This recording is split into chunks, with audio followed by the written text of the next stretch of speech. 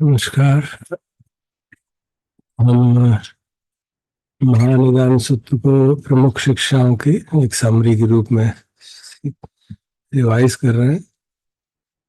कल हमने उसके शुरू के कुछ एस्पेक्ट्स देखे थे।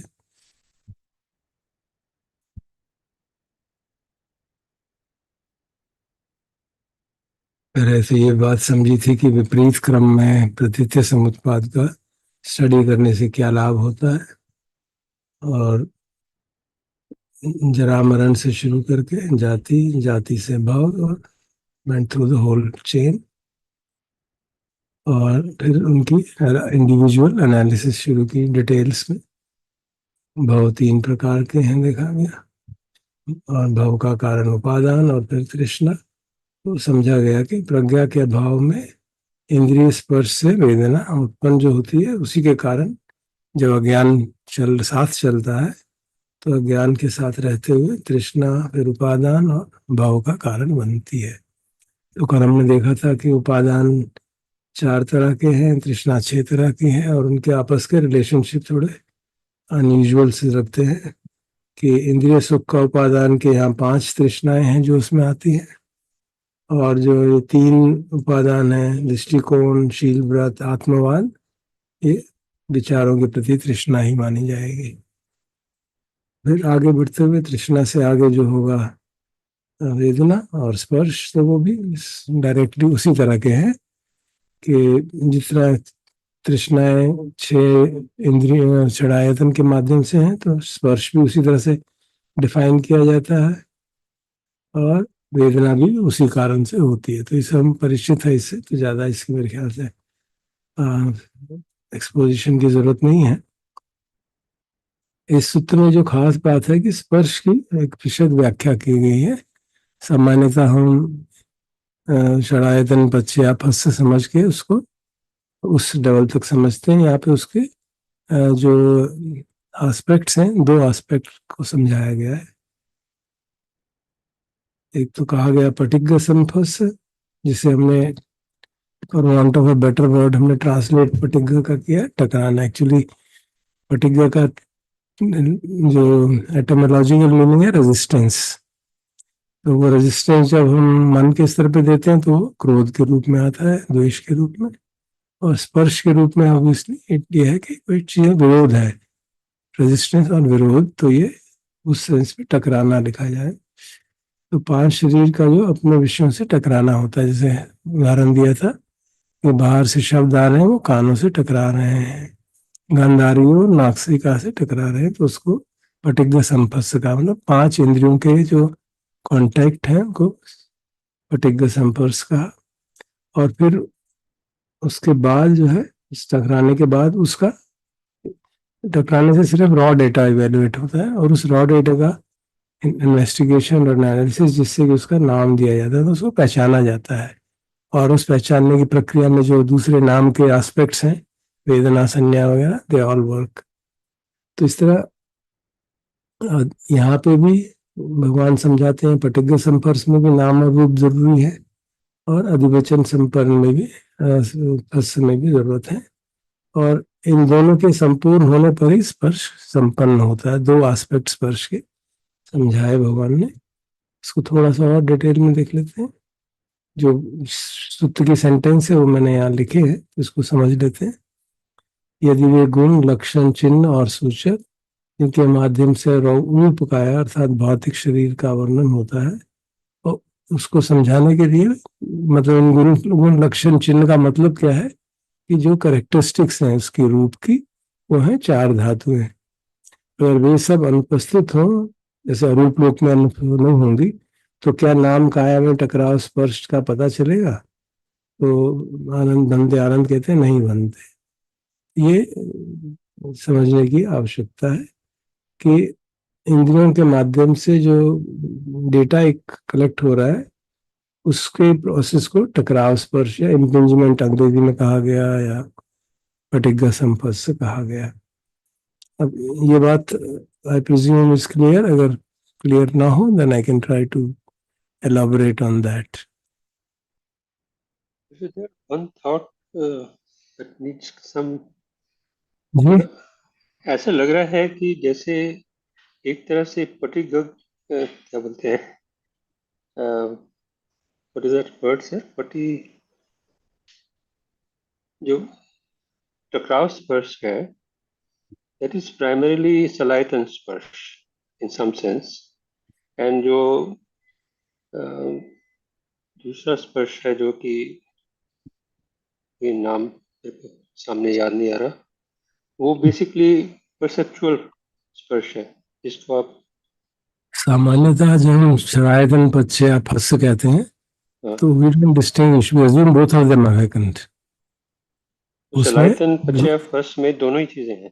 दोनों दोनों पूरे दोनों के दोनों आ गए हैं।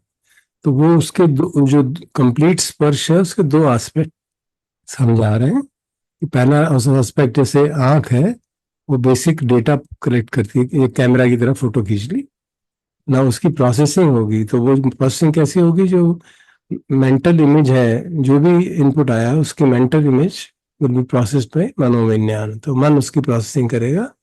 और ये टिपिकल अभिधम्य का अंडरस्टैंडिंग है। Got it. उस सेंस में उसको उसका एक क्या कहना चाहिए, रूट यहाँ पे अवेलेबल है, जो अभिधम्मिक अंडरस्टैंडिंग है perception is still the next step process in की। Some sense. जी परसेप्शन फॉलोज दिस जी इनिशियल स्पर्श। जी जी। तो ये तो हो गया कि इम्पिंजमेंट हुआ, इंद्रियों का टकराव हुआ जो विषयों से। तो वो कहते हैं कि अगर ये मान लीजिए ये चार धातुएं ना हो तो कोई टकराव ही नहीं होगा।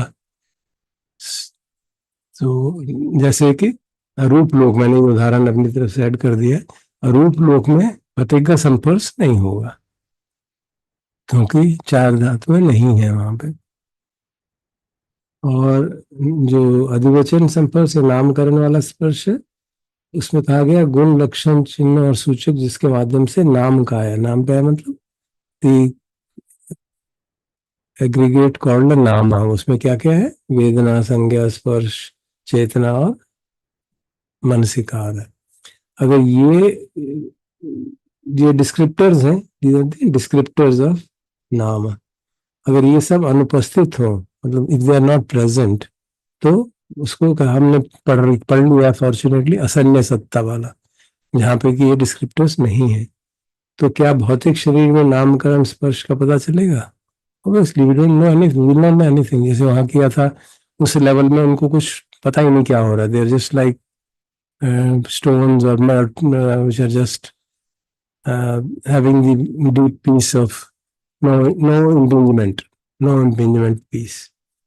तो वो स्पष्ट ही है कि हाँ, अगर नाम की करेक्टरिस्टिक्स नहीं है तो वो कोई रिकॉग्निशन कैसे हो पाएगा।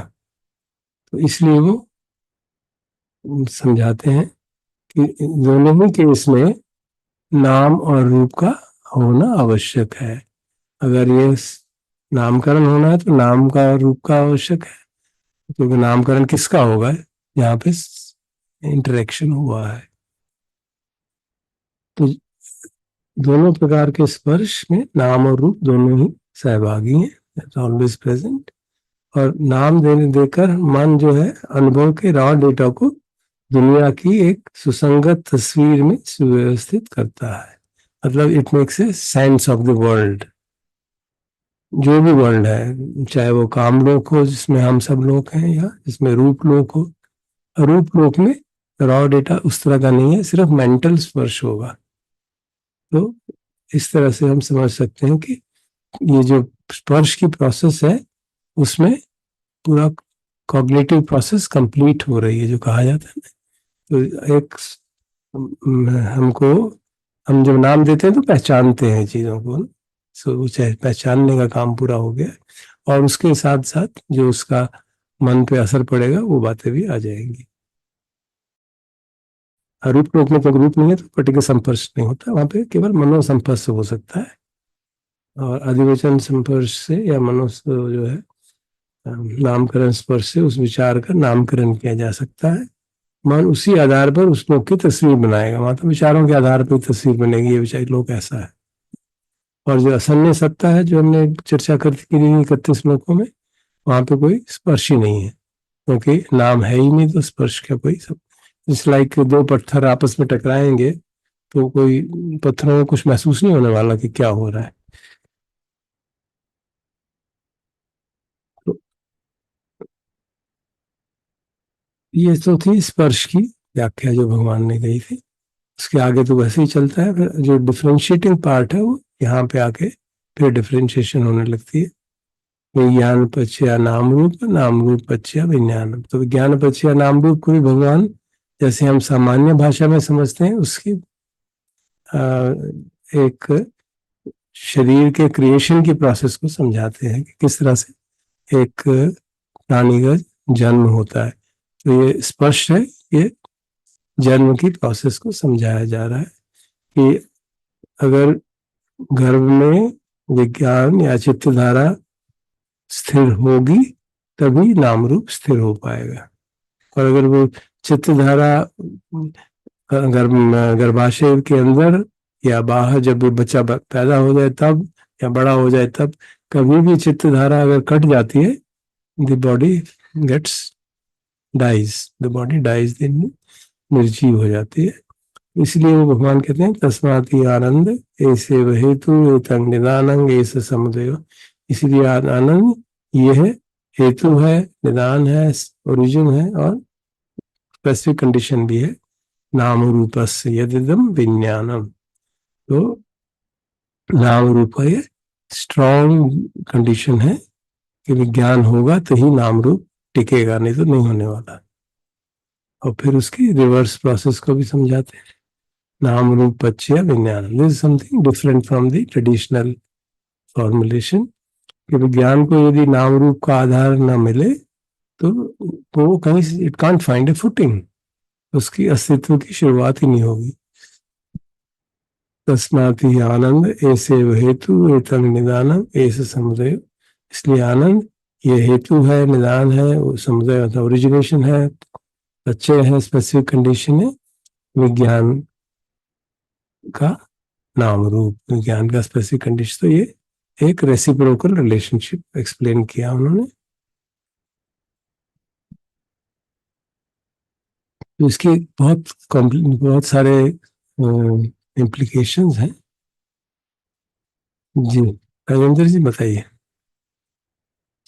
ये जैसे हम अभी बात कर रहे थे कि कॉन्शियसनेस यानी विज्ञान जो है जब गर्भ में प्रवेश करेगा तो ही उसके जन्म के बाद उसका जो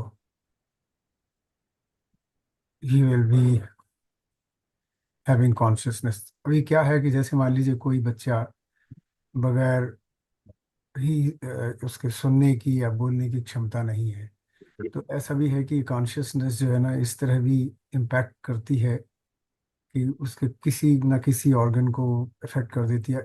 नेत्रहीन बच्चा पैदा हो जाता है, या, विकलांग या, बच्चा पैदा हो जाता है। या, जी इसको हम कैसे देखें? ये जो है विज्ञान पश्य नाम रूपन। हाँ विज्ञान के साथ जो बाकी संखार साथ चल रहे हैं, दे डिटरमिन द काइंड ऑफ नाम रूप विच इज क्रिएटेड। तो नाम रूप का स्थिर होना और उसका कुछ फॉर्मुलेशन होना, वो विज्ञान के साथ साथ, जो विज्ञान अकेला तो कभी चलता नहीं है ना, विज्ञान के साथ साथ नाम हमेशा चलेगा।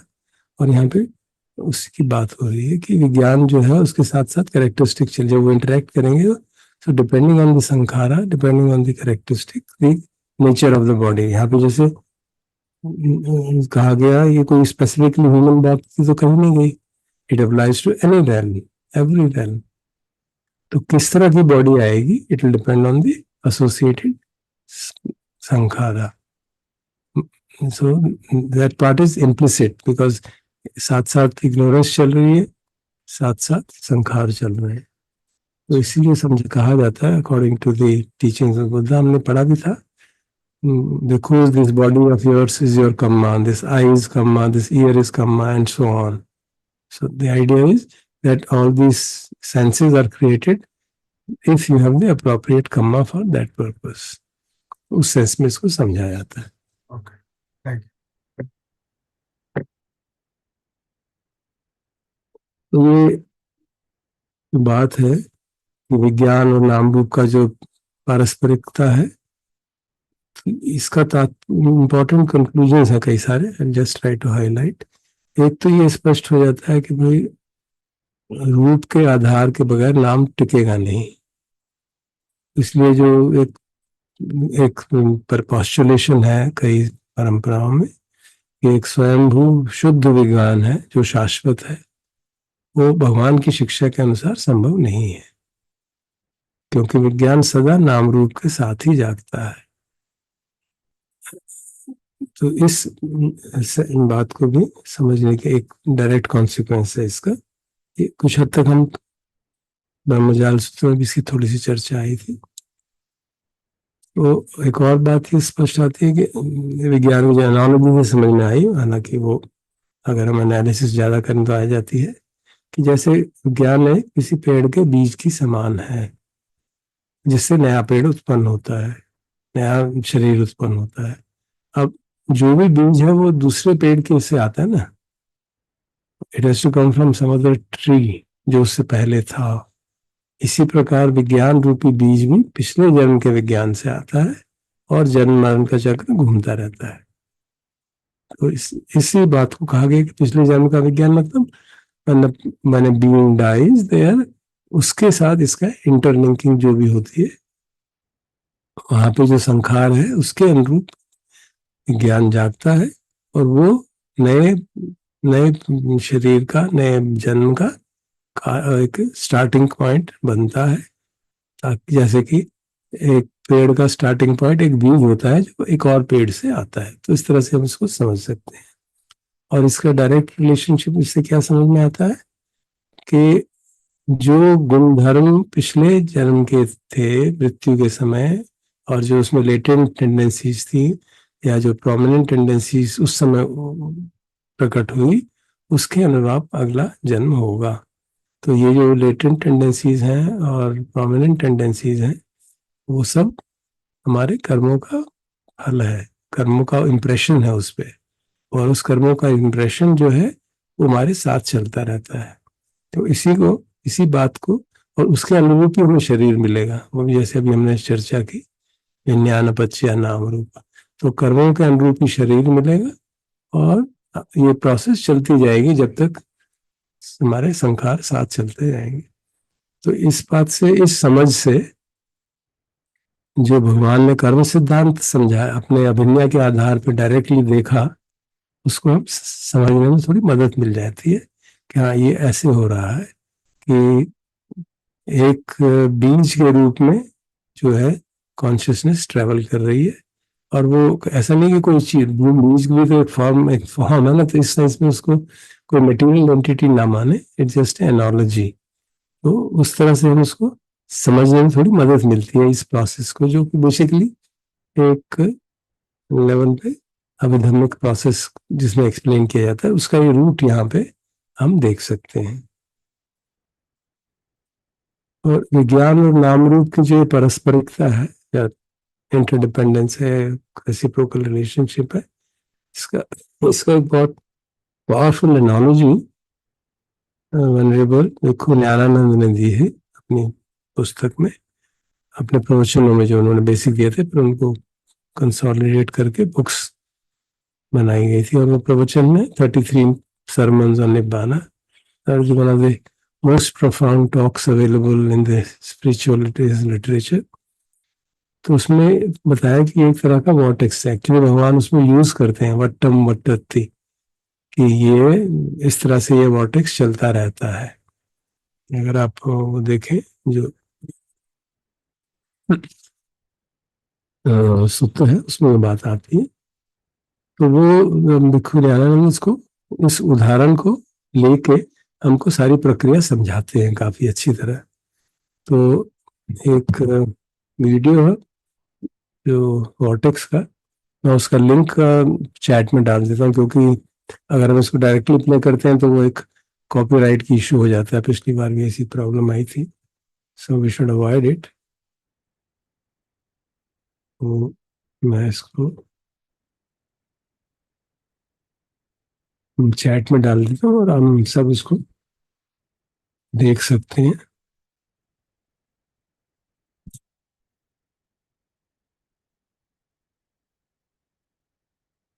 अच्छा 3 4 5 मिनट का है शायद।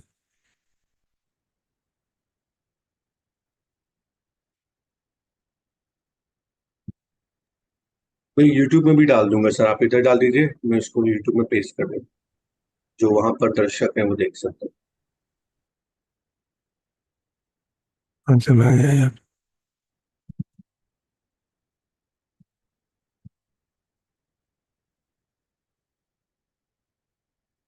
चैट क्यों नहीं दिख रही है?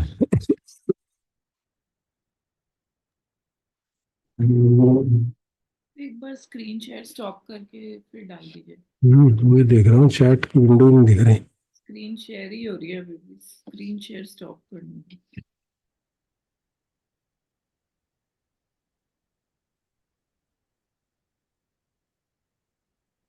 क्या हो जाता है? सर इसको इसको आप बड़ा कर दीजिए, जो ओरिजिनल था उसमें नीचे की ओर है, डाउन साइड हाँ वो टुवर्ड्स योर शायद राइट। मेरे स्क्रीन में दिख नहीं रहा, पता नहीं।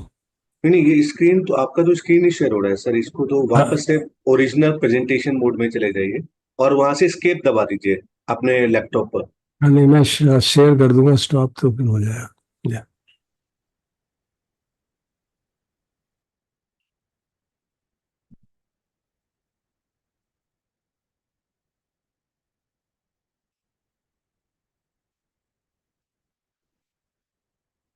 ये मैंने डाल दिया, हम आप इसको देख लें तो 2 4 मिनट, ताकि उसके आधार पे फिर हम आगे चर्चा कर लेंगे।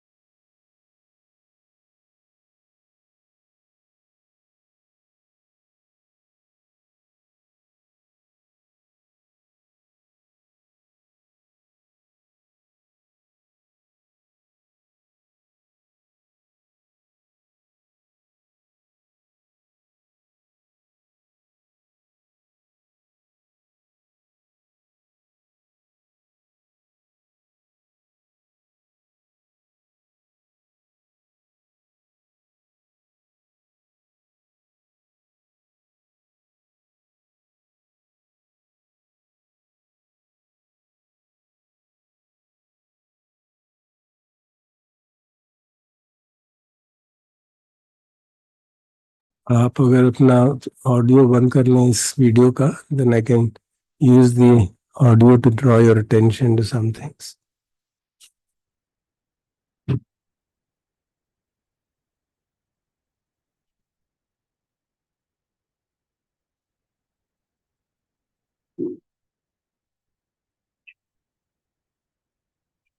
ये आपने देखा होगा कि जो पानी की मेन डायरेक्शन है, वो जो दूर दूर से जो उन्होंने वो बर्फ वगैरह दिखाई थी, वो पानी की मेन डायरेक्शन दिख रही थी. It was going from right to left, in this direction it was going.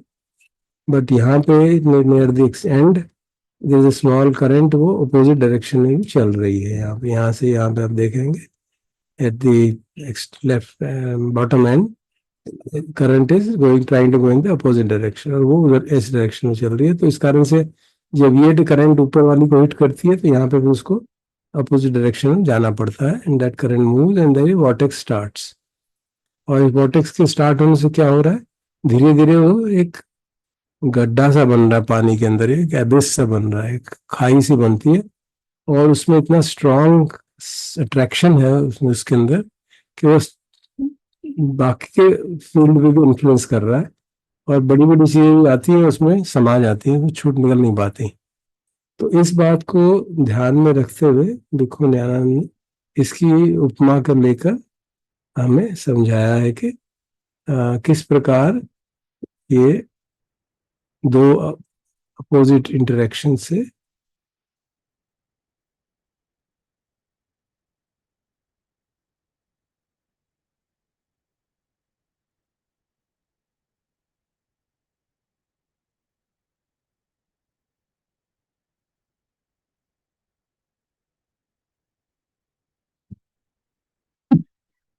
तो वहां पे जैसे वो बनते कहते हैं कि जिस प्रकार एक पानी के अंदर एक नदी में मेन स्ट्रीम तो चल रही है एक पर्टिकुलर डायरेक्शन में, but a small streams is set up because of various conditions, local conditions there, जो वो अपोजिट डायरेक्शन में जाने की कोशिश करती है. तो एक सेट कि that, so relates this to कि हमारा जो प्रकृति के नियमों के अनुसार एक प्रकृति का प्रवाह है. वो जो नियम है वो उसका, उसके तीन मुख्य लक्षण है: अनित्यता, दुखता और अनात्मता. और जो जब तक हम उस अनुसार जीवन जीते हैं, तो हम उस बात को समझते हैं, तो we can flow along with the nature, so called prakriti. जो है prakriti can be seen as the general flow of the water. But अज्ञान के कारण संखार बनते हैं, क्रेविंग जागती है. एंड हमारी टेंडेंसी क्या होती है कि इस सुख जो हमें महसूस हो रहा है, बीच बीच में जो सुख मिलता है, सुखद वेदना मिलती है, वी फील प्लेजर, उसको जरा बनाए रखा जाए. ये थोड़ा बहुत क्या चला जाएगा. So we develop a craving for it, and then उस क्रेविंग के रहते वी क्रिएट स्ट्रॉन्ग एफर्ट करा जाता है उसके लिए. उस क्रेविंग से संखार बनता है कि हाँ, मुझे कोशिश करनी चाहिए ताकि मैं एफर्ट करके इस अनित्यता को रोक सकूं, मैं परमानेंस कर दूं. तो it's like a that ignorant small stream which is trying to flow against the water. और उस अगेंस्ट वाटर फ्लो करने के कारण वो कुछ हद तक तो जा पाती है, कुछ हद तक कोशिश करता है, लेकिन अंततः हार जाता है, शरीर समाप्त हो जाता है, चित्तधारा समाप्त हो जाती है, मृत्यु हो जाती है. और लेकिन क्योंकि वो उस तरह का विज्ञान लेके मरा है, तो संखार उस तरह के हैं, वो आगे दूसरा संखार मिलता है, दूसरा जन्म मिलता है, और वो फिर से वो वॉर्टेक्स चालू हो जाता है. So it, I have tried to put a picture to explain it.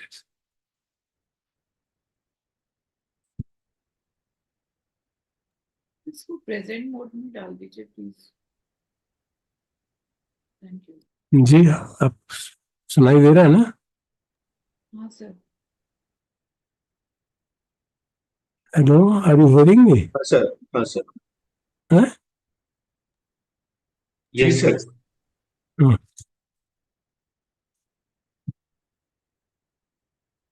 ये एक मैंने अपनी तरफ से बात को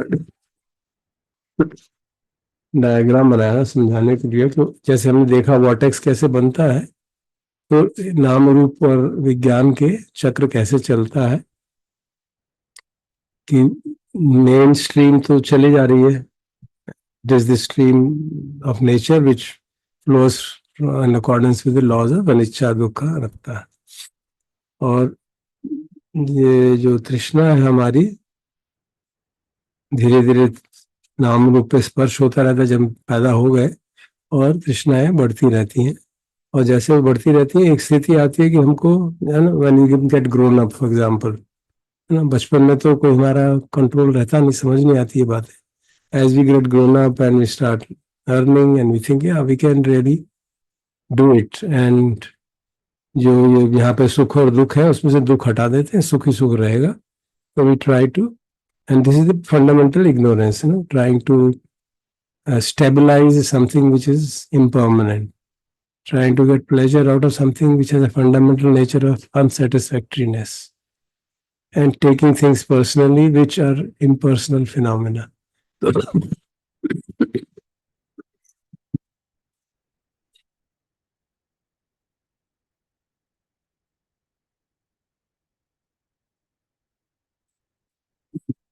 तो उस अविद्या के कारण संखार जागता है।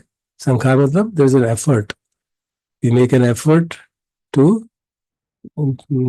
Perpetuate the happiness. कोशिश ये थी जो प्लेजेंट फीलिंग्स है उसको हमेशा प्लेजेंट फीलिंग्स ही बने रहे, वो कभी चेंज ना हो, यही हमारी सारे जीवन में कोशिश रहती है। हर तरह से, किसी भी तरह से आप उसको देख लीजिए, किसी भी इंद्रिय के द्वार पे देख लीजिए, कोशिश यही रहती है। और इस प्रोसेस में थोड़ी बहुत सक्सेस हमको ऐसा लगता है मिल रही है, क्योंकि हम उसको रोक पाते हैं, फ्लो को थोड़ी देर के लिए रोक पाते हैं। लेकिन कब तक रोकेंगे? धीरे धीरे ये संस्कार की क्षति, जो संस्कार का जो फोर्स है, जो हमारी एबिलिटी है, वो धीरे धीरे क्षीण होने लगती है, क्योंकि वो खुद भी तो अनित्य है ना। वो क्षीण होने लगती है तो अल्टीमेटली यहाँ आके वो रुक जाता है। पानी का फ्लो स्ट्रांग सामने आ रहा है, यहाँ पे संस्कार वीक है तो रुक जाता है। इसका मतलब रूप जो है वो क्षमता कम हो रही है बॉडी की, body is withering away, and ultimately it passes away. When it strikes, then sankhara से नया विज्ञान बनता है, और वो विज्ञान से फिर नाम रूप क्रिएट होता है। और वो क्योंकि यहाँ पे इसका मोमेंटम है अभी फ्लो का, वो नाम रूप बनता है, and then again the whole process starts and goes round and then keeps on going round and round. And जो ये एबिस है उसको भिक्खु कहते हैं, दयानंद जी कहते हैं कि जो ये उसमें खाई से बनती है। एक्चुअली एक दो सूत्रों में भगवान दुख को एक एबिस की तरह कहते हैं, पेनफुल फीलिंग्स को कहते हैं इज लाइक एन एबिस, एक खाई है जिसमें कि जिससे कोई निकल ही नहीं पा रहा है। तो वो कहते हैं कि वो जो भगवान ने कहा वो इसी सेंस में समझना चाहिए। और ये जो गंदगी इसमें आ रही थी, आपने देखा होगा, कहते वो क्योंकि हम इस प्रोसेस में घूम रहे हैं, तो वो सारी गंदगी जो है, unwholesome tendencies, they keep on creeping into us, and then we become more and more suffering till such time as हमारी ये समझ में नहीं आया था भैया ऐसा नहीं हो सकता। हमने बहुत लाखों जन्म ऐसा करके देख लिया, अब इस अविद्या से तिलांजलि देनी पड़ेगी। You have to live according to the nature and allow the natures, accept the nature's characteristics of anicca, dukkha, anatta, and live life in a wholesome manner. तो इस तरह से विज्ञान और नाम रूपी पारस्परिकता का, उसका रेसिप्रोसिटी का एक वॉर्टेक्स है। तो उसमें जो वट्टम वट्टति इस सूत्र में बात आती है, उसको कहते हैं वो actually this, it should be understood in this manner, how the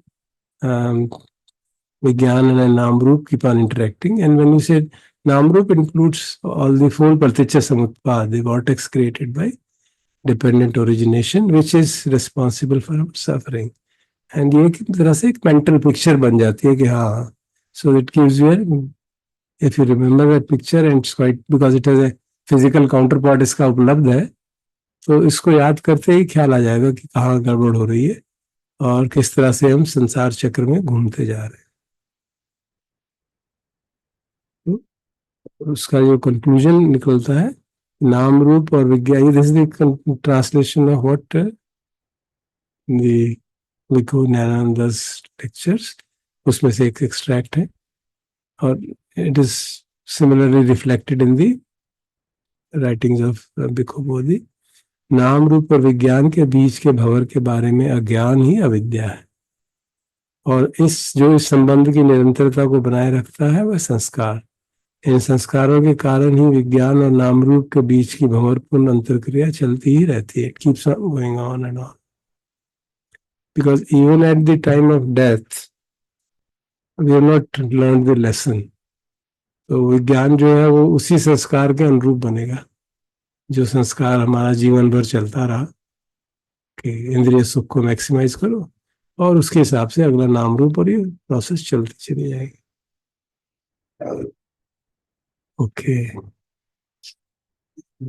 I think we'll stop here now. Okay.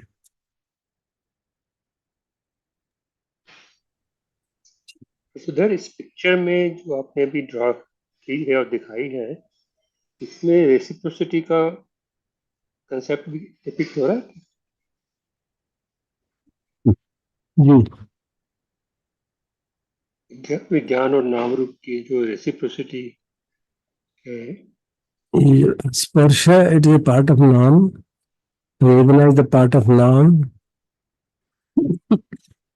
हाँ जी, ठीक है, ठीक। and sankhara is the chetana. Hmm, Krishna is the one of the types of mental factors, जो कि प्रत्यक्ष समुत्पाद का part है. Sankhara is the chetana and avidya is the ignorance. So this is how ठीक है। the reciprocity is operating. Basically Paticca Samuppada is Yeah, all नाम रूप ही है सब कुछ। yeah, because नाम रूप में नाम के अंदर फैक्टर्स ही है ना. हस्य भी उसी का फैक्टर है, वेदना भी उसी का फैक्टर है, और इसीलिए वो कहा जाता है कि वो सारे लिंक्स जो है राइट अप टू वेदना दे आर हैपनिंग साइमल्टेनियसली. हम उसको समझने के लिए उस तरह से करते हैं, और क्योंकि नाम के अंदर वो है तो इट इज क्वाइट ऑब्वियस कि दे आर, वो ग्रुप है जो इकट्ठा अराइज होता है. उसका नाम एक एक सिंगल नेम देने का कारण ही यही था कि ये पांचों फैक्टर्स इकट्ठे अराइज होते हैं और इकट्ठे ही जाएंगे. So if they are arising together, it means otherwise there is no reason to give it a collective name. Good, it makes sense. ठीक है। ये तो मतलब ऐसे में गर्म है, गर्म में ठंडा हो गया. सॉरी सर ये बहुत जी अच्छा है. प्लेटफॉर्म बनाया आपने. It's really helpful to understand the process. And even the vortex video, अब तक हम शायद हमेशा एक फोटो या एनिमेटेड देखा करते थे, but this like seeing it real and that real large objects falling into it was quite a revelation. Thank you for this. In oceans, many boats get sucked into it and disappear. There are so many news items of that available. And there is some simulation also available. Some young people वो try करते हैं, वो एक सड़क पे खड़े होके एक बोट लेके उसके अंदर कुछ भर के उसको धक्का दे देते हैं कि वहां चल जा. खुद तो बाहर है, उन्हें पता खतरा है, and they see that whole thing just disappears totally. Sir तो ये जाता कहाँ है? नीचे जाके फिर क्या? बिल्कुल, it goes to the bottom of the sea and there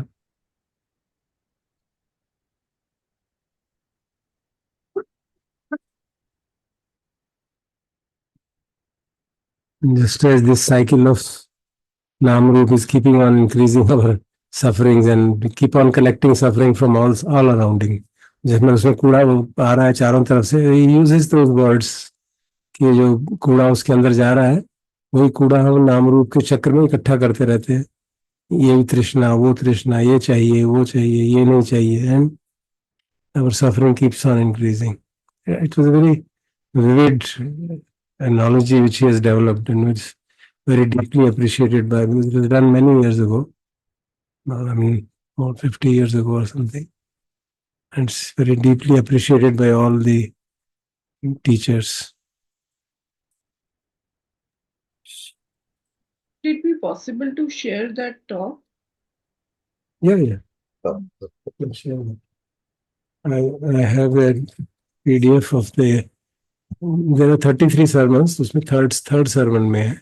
वैसे उनकी किताब भी है, वो किताब में सरप्राइजिंगली उतना डिटेल नहीं था जितना उनके ओरिजिनल सरमन में है. तो वो सरमन बाद में रिपीट होता है ना, जैसे आज सेकंड सरमन में हिंट किया, थर्ड में उसको डिटेल दी, फोर्थ में फिर उसको रेफर किया. So in fact those 33 sermons are a treasure which you can, it contains not only this, it contains on that प्रपंच संन्यास संख्या, वो सारा उन्हीं का एक्सप्लेनेशन दिया हुआ है. क्योंकि उनसे पहले जो प्रपंच का ट्रांसलेशन था, it was all totally weird. It is he who has pointed out prapancha actually means conceptual proliferation. This word was coined by him to explain कि actually इसका मतलब ये है. And then the whole teaching became clear to people. And then about the Anidassana Vijnana, those difficult concepts, he has really broken through them and explained in a very wonderful way. So they are all given in those 33 sermons.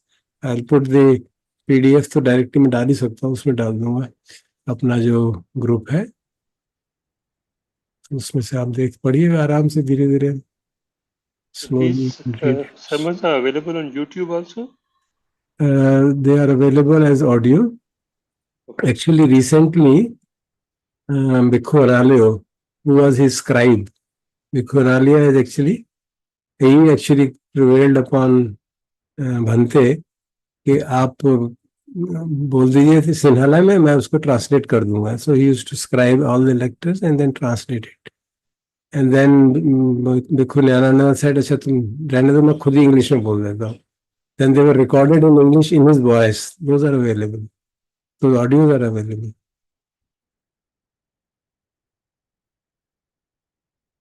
But this is also available. Recently, Bhikkhu Analayo has started discussing all these 33 sermons one by one, small elements, and added his own comments also, where he feels it could be, this should have been put in this manner, or it will be better explained in that manner. So those files are also, those videos are available, where Bhikkhu Analayo is explaining those 33 sermons in detail because of their great importance. This was comparatively recently done. I don't exactly remember when, but maybe 10 years, within last 10 years. But those sermons are really profound. Of course, one has to have substantial knowledge of the suttas, because he's one of those who says, for me, the teaching is sutta, and he doesn't even bother about Abhidhamma or anything. So, any other question? Who says that even Abhidhamma is not that important? Yeah, he also says that. भिक्खु बोधि की बात कर रहे हैं? And Bhikkhu Narayananda also says that. Okay. He says we should always refer to the suttas. See, everybody has these specific ways where importance is given.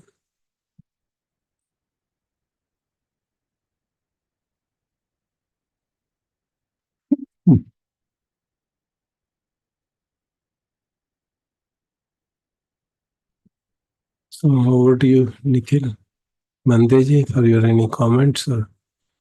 It's just thinking maybe we can just be now use 15, 70 minutes to be quiet.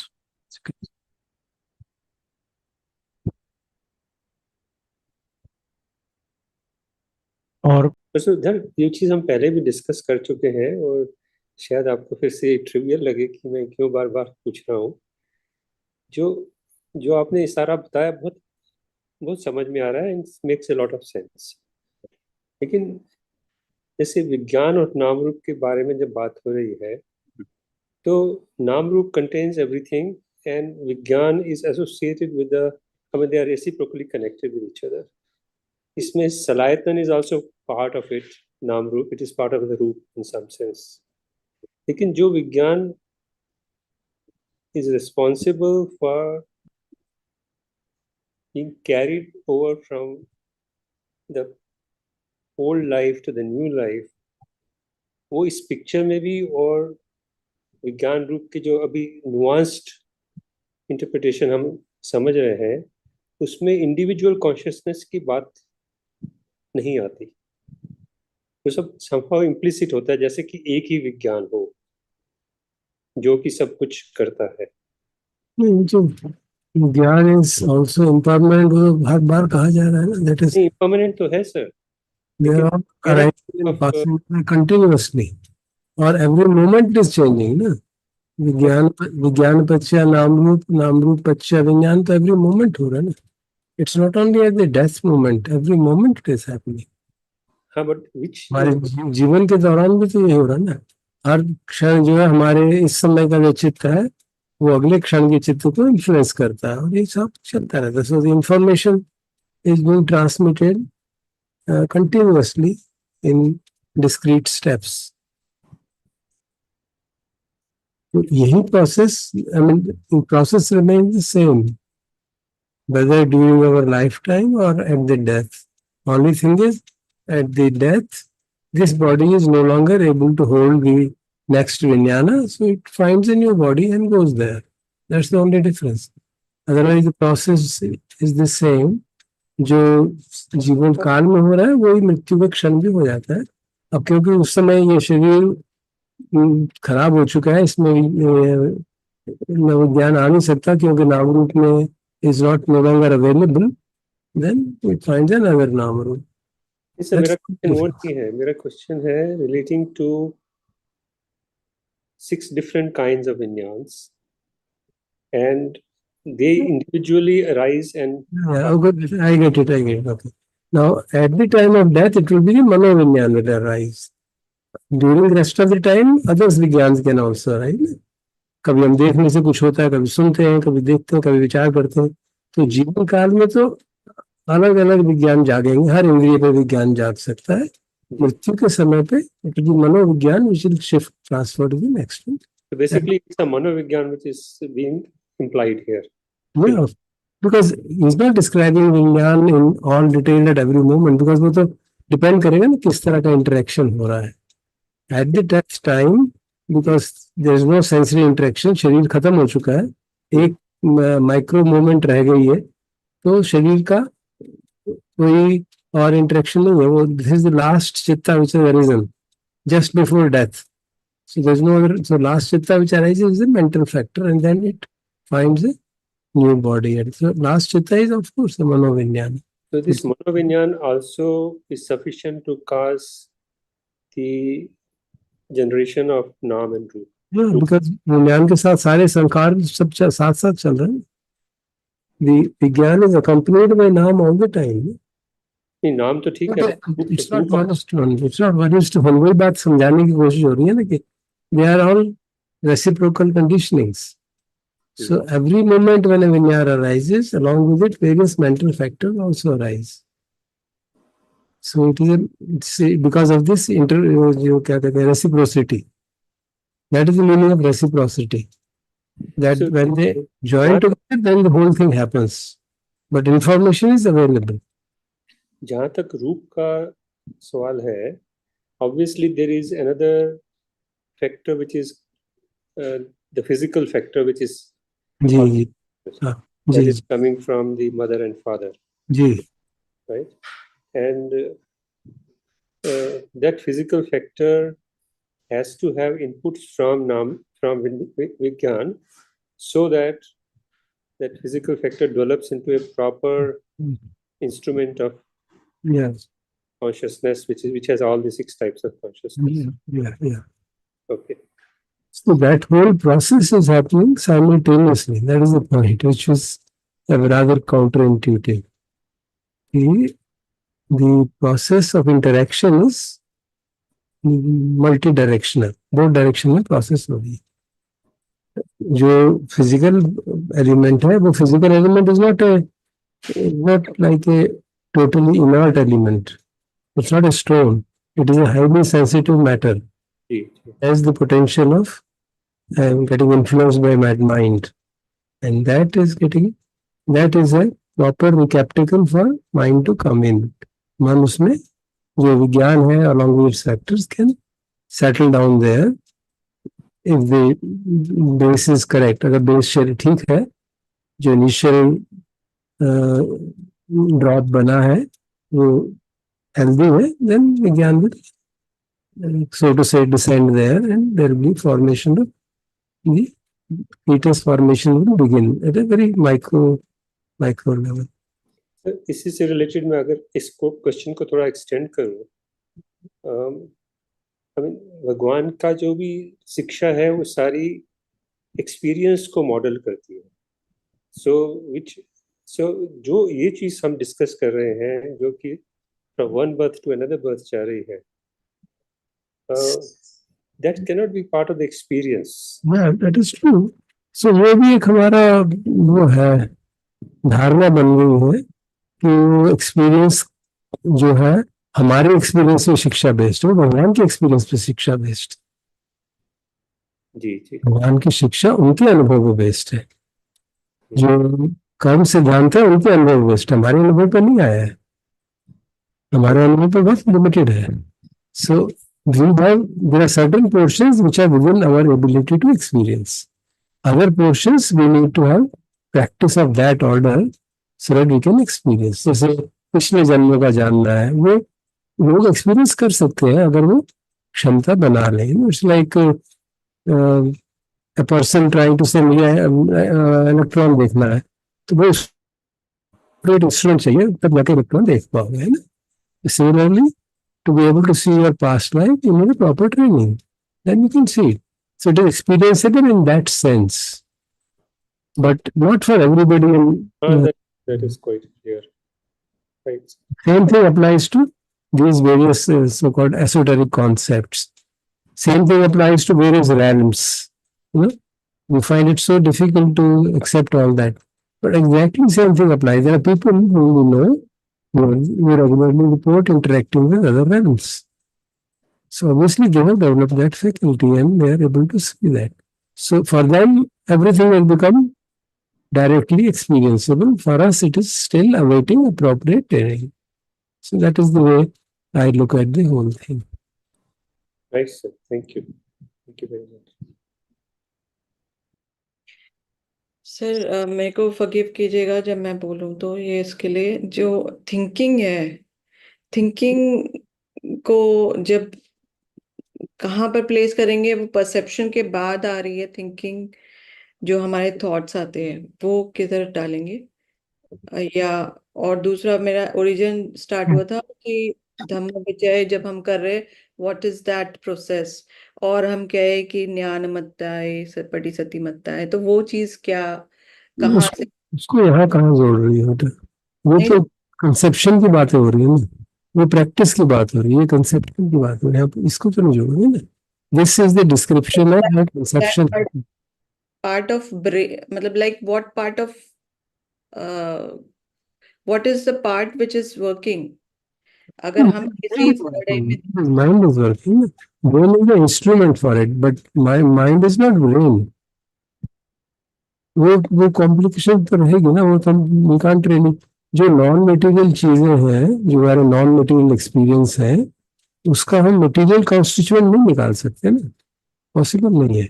अभी तक विज्ञान में उतनी क्षमता नहीं आई है कि हम बता पाए कि हमारी सती कहाँ पे बैठी है, क्रोध कहाँ है, द्वेष कहाँ है, ऐसा नहीं बता पाते, because they are all immaterial phenomena, है ना. जैसे रूप है उसको तो हम देख पाते हैं, शब्द है सुन पाते हैं, सूंघ पाते हैं, गंध है, बट राग को क्या करेंगे, अनुभव कर पाते हैं, डायरेक्ट एक्सपीरियंस करता है मन, अनुभव करता है ना. मन में राग जागता है, वो मन कहाँ है, वो ब्रेन में है क्या? ऐसा तो नहीं है. तो इसलिए वो इमटेरियल एलिमेंट को अभी तक हम objectively in the terms of modern science नहीं समझ पाए हैं. कोशिश बहुत हो रही है कि भाई कॉन्शियसनेस को भी समझा जाए, उसकी रिलेशनशिप ब्रेन से क्या है. अब लोग उल्टा कहने लगे हैं कि कॉन्शियसनेस ही फंडामेंटल रियलिटी है, मैटर उसका कॉन्सिक्वेंस है. सो क्योंकि it is becoming more and more clear कि matter can not be the fundamental reality, because that way you can never come, inert matter can never give rise to consciousness. This understanding is now slowly coming up in science. तो इसलिए उस दिशा में अगर हम inquiry करेंगे तो we won't get a reply in Buddha's teachings about कि ये कैसे फंक्शनिंग हो रही है. वो तो ये कह रहे हैं कि भाई अनुभव, भगवान की टीचिंग तो ये है कि आप अनुभव कर सकते हैं. राग जागता है, आपको मालूम पड़ जाएगा. वो नहीं मालूम पड़ रहा तो आपको ट्रेनिंग बता देते हैं कि आप धीरे धीरे अपनी सती बढ़ाओ, वो सती वाला मेंटल फैक्टर स्ट्रांग करो, तो आपको मालूम पड़ने लगेगा. आप उसमें खोगे नहीं.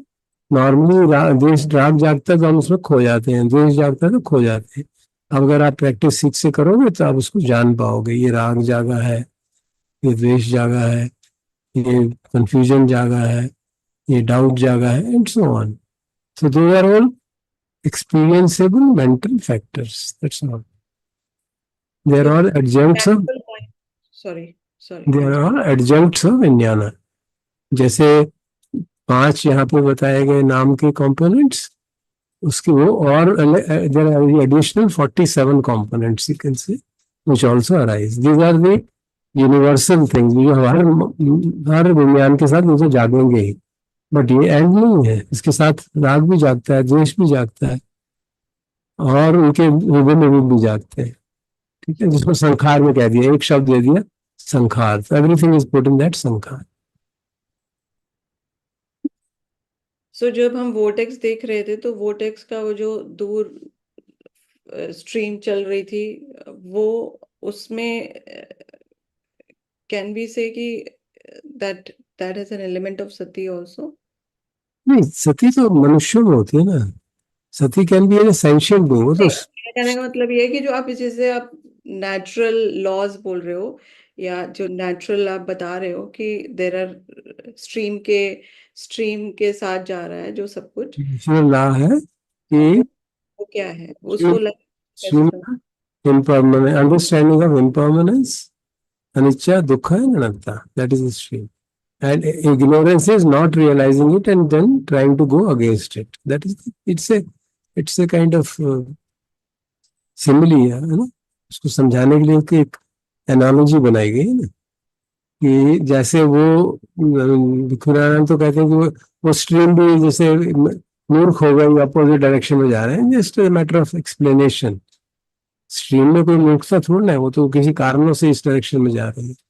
But this mentioning that just say that small stream tries to go against the main current of the river and wants to go ahead in that direction, which it will never succeed. So he's using that as an analogy to explain कि इसी तरह हम भी कोशिश करते हैं कि हम अनित्यता को नित्यता में बदल दें, दुख बोध ना हो, सुखी होता रहे, और वो कुछ हद तक सक्सेस भी हो जाता है. But eventually it will fail because the law of nature is going to overpower us, and therefore the effort will ultimately come to an end, will be exhausted physically, mentally, and then the new birth will arise. उस संखार का जो impact है वो हमारे विज्ञान पे जागेगा और उससे नया शरीर मिलेगा. फिर वही प्रोसेस चलती रहेगी, क्योंकि इग्नोरेंस चली जा रही है. तो जब तक इग्नोरेंस चली जाएगी वही प्रोसेस चलती रहेगी, और जब हम इग्नोरेंस छोड़ेंगे तो वॉर्टेक्स धीरे धीरे हल्का हो जाएगा और बह जाएगा. अगर आप ध्यान से देखें तो वॉर्टेक्स का एक शेप होती है ना, बट एक्चुअली है तो पानी है ना, और कुछ तो है ही नहीं उसमें. Shape has been formed just because of certain kind of a motion created by that. So it is just a illusion. We call it by vortex, but it is basically water. So just as this body is solid body, and in this also electrons, protons are rotating continuously. There is vortex going on in this body continuously. And when you meditate deeply and experience that state of dissolution, you can actually feel it. वो हो रहा है इधर से, just going round, and eventually it gets absolutely dissolved. So that kind of a vortex is happening in Rupa also. You can see that with this, because this is experienceable comparatively easily. That's why I'm mentioning. So the movements, actually cyclic movement is the basic movement of nature. Linear movement nature में नहीं होती, सब जगह cyclic movement होती है. You can reflect upon it and see. Yes. No? All natural cycles are cycles. They're not linear processes. They're cycles.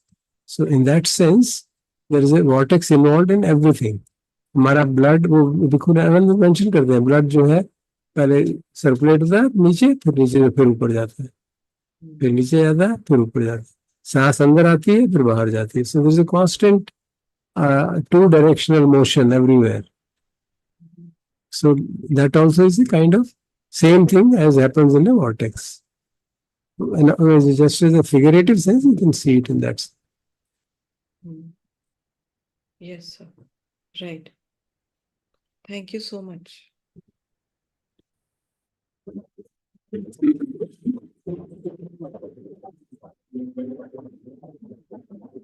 Good. So we can now, if there are no more questions, we can sit silently for a few minutes and then we'll do Paritha chant. Today, Veena ji has been admitted to hospital. Tomorrow morning, her surgery has to take place. So, हम सब जानते हैं उनकी. So let us all practice metta and then share our merits with her.